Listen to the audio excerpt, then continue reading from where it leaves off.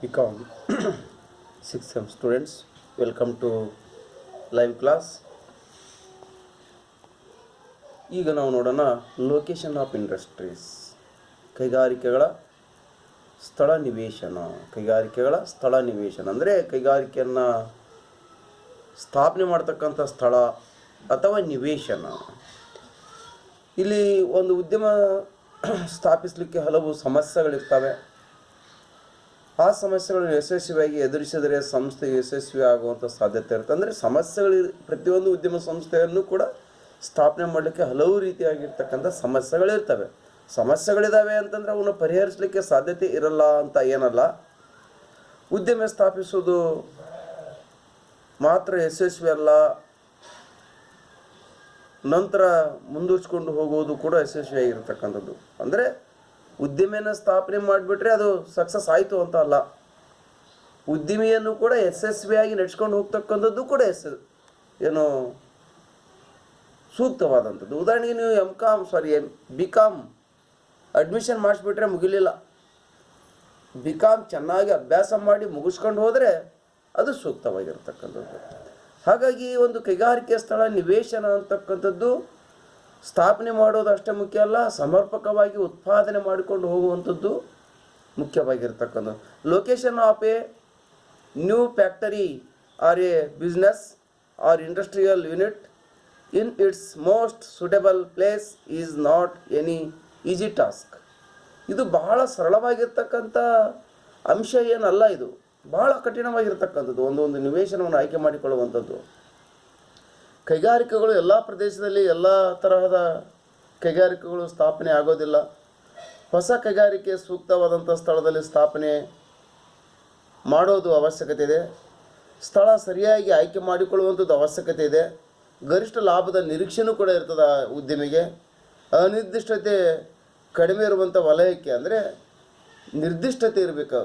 ಅನಿರ್ದಿಷ್ಟತೆ ಅನ್ನುವಂಥದ್ದು ಇರೋದಿಲ್ಲ, ಅದು ಕಡಿಮೆ ಇರತಕ್ಕಂಥದ್ದು. ಅಂದರೆ ವೇರಿಯೇಷನ್ ಆಗುವಂಥದ್ದು, ಕಡಿತವಾಗಿರುವಂಥದ್ದು, ಒಂದು ನಿರ್ದಿಷ್ಟವಾಗಿರುವಂಥದ್ದನ್ನು ಕಂಡುಕೊಳ್ಳುವಂಥದ್ದು ಆ ಉದ್ಯಮಿಯ ಉದ್ದೇಶ ಆಗಿರ್ತದೆ. ಹಾಗಾಗಿ ಸೂಕ್ತ ಸ್ಥಳ, ಸೂಕ್ತ ಕೈಗಾರಿಕೆ, ಸೂಕ್ತ ಕಾಲಮಾನ ಭಾಳ ಪ್ರಾಮುಖ್ಯತೆ ಉಳ್ಳಂಥದ್ದು. ಸೂಕ್ತ ಸ್ಥಳ, ಇಂಥ ಸ್ಥಳದಲ್ಲಿ ಸ್ಥಾಪನೆ ಮಾಡೋದು. ಸೂಕ್ತ ಕೈಗಾರಿಕೆ, ಯಾವ ಕೈಗಾರಿಕೆ ಲಾಭ ಬರುವಂಥ ಕೈಗಾರಿಕೆ ಅಥವಾ ದೀರ್ಘಾವಧಿವರೆಗೆ ಏನು ಅಸ್ತಿತ್ವವನ್ನು ಎಸ್ಟ್ಯಾಬ್ಲಿಷ್ಮೆಂಟನ್ನು ಉಳಿಸ್ಕೊಂಡು ಹೋಗುವಂಥ ಕೈಗಾರಿಕೆ. ಮತ್ತು ಸೂಕ್ತ ಕಾಲಮಾನ, ಯಾವ ಕಾಲಮಾನದಲ್ಲಿ ಆ ಉದ್ಯಮಿಯನ್ನು ಸ್ಥಾಪನೆ ಮಾಡಬೇಕು ಅನ್ನುವಂಥದ್ದು. ಹಾಗಾಗಿ ಒಮ್ಮೆ ಒಂದು ಸ್ಥಳದಲ್ಲಿ ಒಂದು ಉದ್ಯಮ ಸ್ಥಾಪಿಸಿದರೆ ಮತ್ತೆ ಬದಲಾಯಿಸುವುದು ಬಹಳ ಕಷ್ಟದಾಯಕ.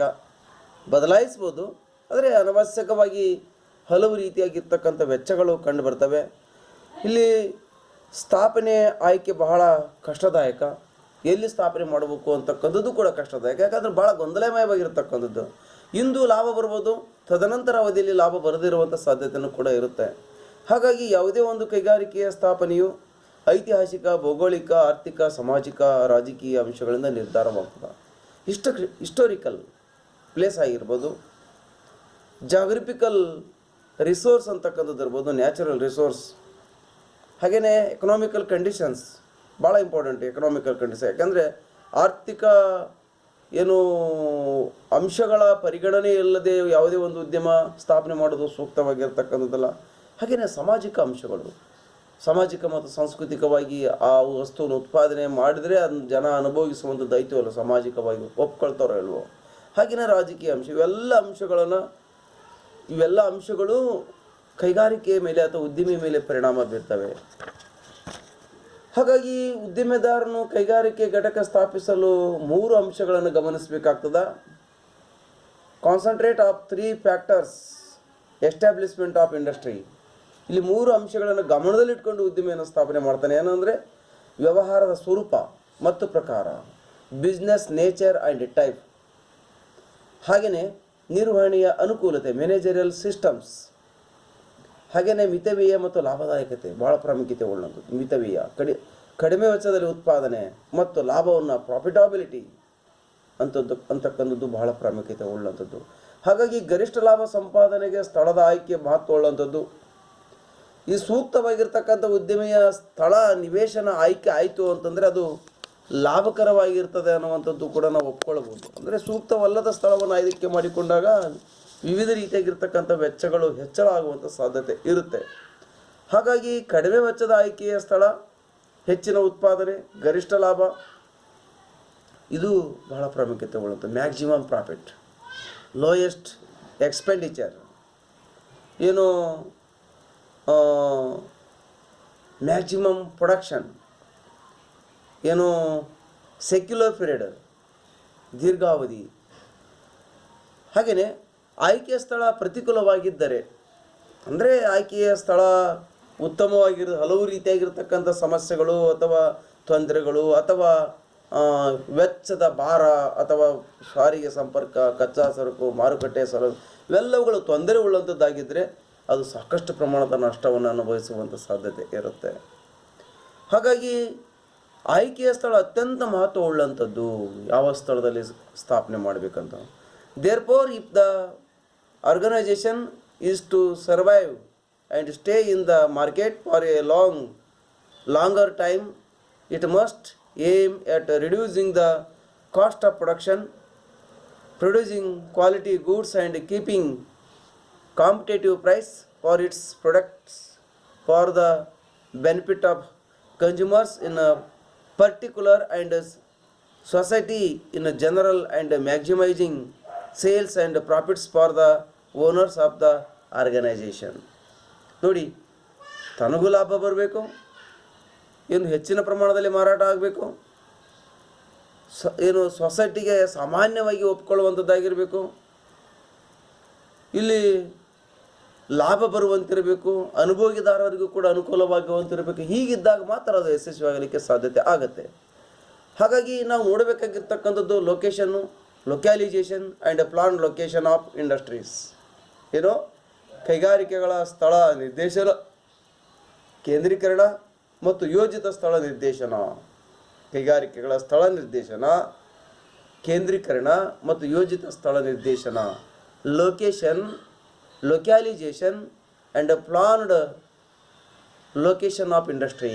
ಹಾಗಾಗಿ ಪಾಯಿಂಟ್ ನಂಬರ್ 1 ಲೊಕೇಶನ್. ಇಲ್ಲಿ ಕೈಗಾರಿಕಾ ಸ್ಥಳ ನಿರ್ದೇಶನ, ಉತ್ಪಾದನೆ ವೆಚ್ಚವು ಅತ್ಯಂತ ಕಡಿಮೆ ಇರುವಂಥ ಸ್ಥಳದಲ್ಲಿ ಉದ್ದಿಮೆಯನ್ನು ಸ್ಥಾಪಿಸುವುದಕ್ಕೆ ಸ್ಥಳ ನಿರ್ದೇಶನ ಅಂತ ಕರೀತಾರೆ. ನೋಡಿ, ಉತ್ಪಾದನೆ ವೆಚ್ಚವು ಅತ್ಯಂತ ಕಡಿಮೆ ಇರುವ ಸ್ಥಳದಲ್ಲಿ ಉದ್ದಿಮೆಯನ್ನು ಸ್ಥಾಪಿಸುವುದಕ್ಕೆ ಸ್ಥಳ ನಿರ್ದೇಶನ, ಅಂದರೆ ಅಂಥ ಸ್ಥಳವನ್ನು ನಿರ್ದೇಶಿಸಲಾಗ್ತದೆ, ಇದಕ್ಕೆ ಸ್ಥಳ ನಿರ್ದೇಶನ ಅಂತ ಕರೀತಾರೆ.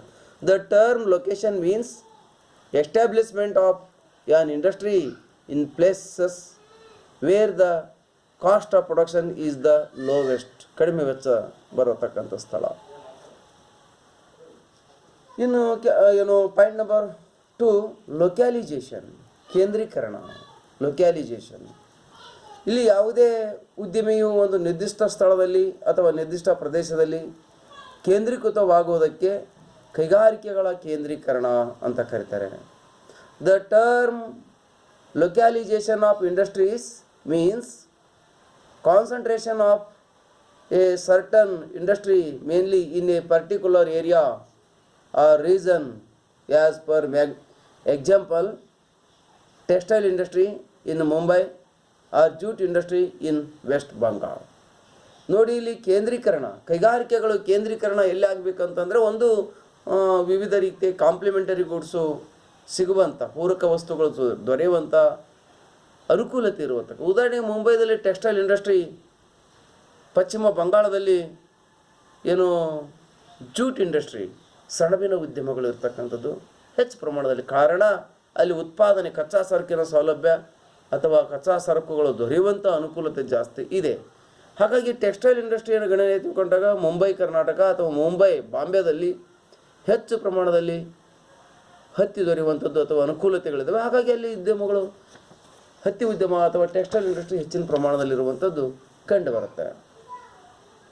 ಇಲ್ಲಿ ಕೈಗಾರಿಕೆಗಳು ಕೇಂದ್ರೀಕರಣವಾಗಲು ಆಧುನಿಕ ಅಂಶಗಳು ಮತ್ತು ಭೌಗೋಳಿಕ ಅಂಶಗಳು ಕಾರಣವಾಗಿದೆ. ಒಂದು ಉದ್ಯಮಕ್ಕೆ ಸಂಬಂಧಿಸಿದ ಅನೇಕ ಕೈಗಾರಿಕೆಗಳು ಸ್ಥಾಪನೆಯಾಗುವುದರಿಂದ ಅನೇಕ ಲಾಭಗಳು ಹೆಚ್ಚುತ್ತವೆ ಮತ್ತು ವೆಚ್ಚದ ಪ್ರಮಾಣ ಕಡಿತವಾಗ್ತದೆ. ಅಂದರೆ ಒಂದು ಕಡೆ ಕೇಂದ್ರೀಕರಣ ಆಗೋದರಿಂದ ಉದ್ಯಮಕ್ಕೆ ಅಧಿಕ ಪ್ರಮಾಣದಲ್ಲಿ ಲಾಭ ಬರುವಂಥ ಸಾಧ್ಯತೆ ಮತ್ತು ಕಡಿಮೆ ವೆಚ್ಚ ಬರುವಂಥ ಸಾಧ್ಯತೆಯೂ ಕೂಡ ಇರುತ್ತೆ.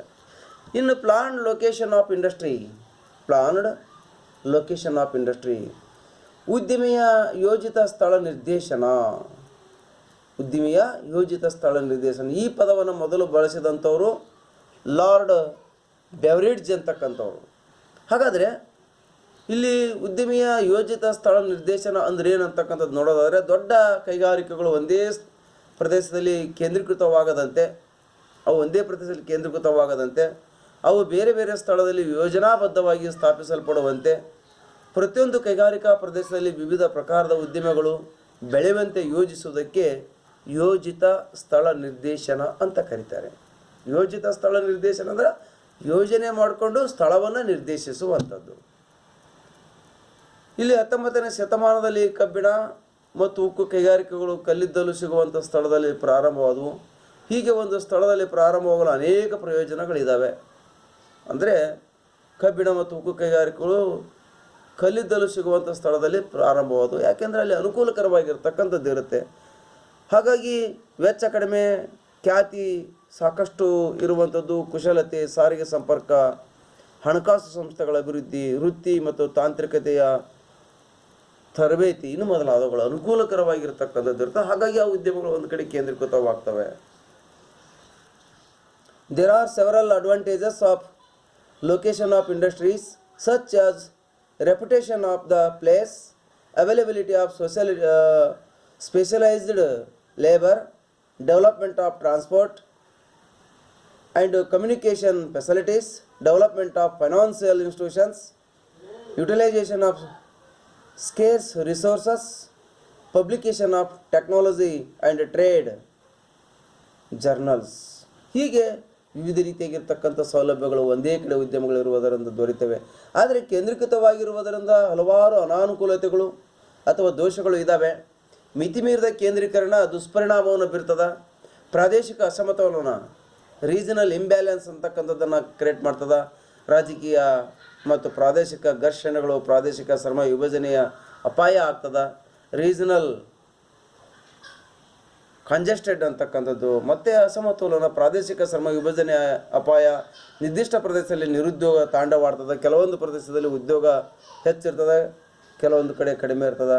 ಇದನ್ನು ಹೋಗಲಾಡಿಸಲಿಕ್ಕೆ ಹಿಂದುಳಿದಂಥ ಪ್ರದೇಶದಲ್ಲಿ ಕೈಗಾರಿಕೆಗಳ ಸ್ಥಾಪನೆ, ಲೈಸೆನ್ಸ್ ನೀಡಿಕೆಯ ಕ್ರಮ, ನೂತನ ಬೆಳವಣಿಗೆ ನೀತಿಯ ಯೋಜನೆಗಳನ್ನು ಮೊದಲಾದವುಗಳ ಕ್ರಮಗಳನ್ನು ಕೈಗೊಂಡಿರ್ತಕ್ಕಂಥದ್ದು ಇವತ್ತು ಕಂಡು ಬರ್ತಾ ಇದೆ.